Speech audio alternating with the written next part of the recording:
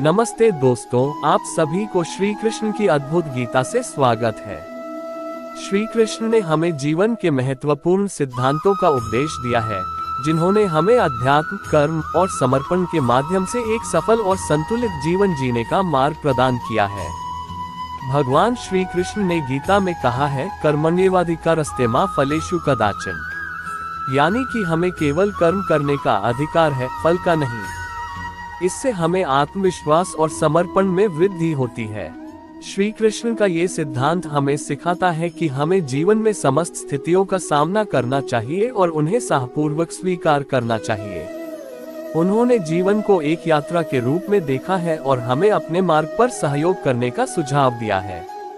भगवान श्री कृष्ण ने कहा, योगः कर्मसु कौशलम, कर्म में योग रखना कौशल्य है।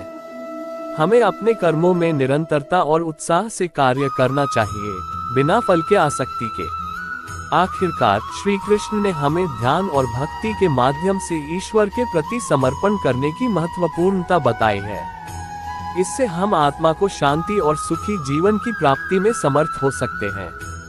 इस अद्भुत गीता के सार में छिपे गहरे अर्थों को समझकर हम अपने जीवन में सकारात्मक परिवर्तन ला सकते हैं और एक सफल और प्रफुल्लित जीवन की दिशा में कदम बढ़ा सकते हैं।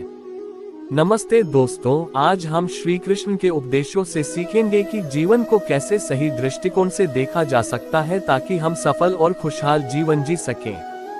श्री कृष्ण ने गीता में कहा है, कर्मण्येवाधिकारस्ते मा फलेषु कदाचन।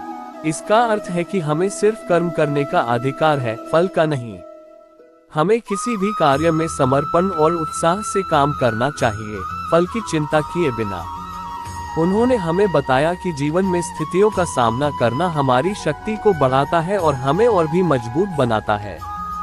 जब हम कर्मों में समर्पित होते हैं तो हम अपनी क्षमताओं का पूरा उपयोग कर सकते हैं।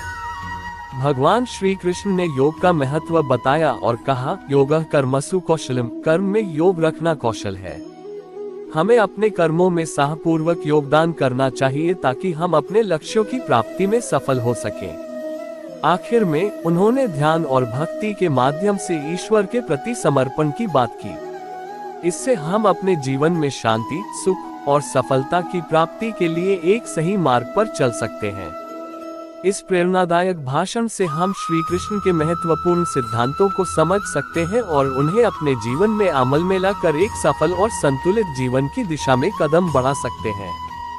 धन्यवाद।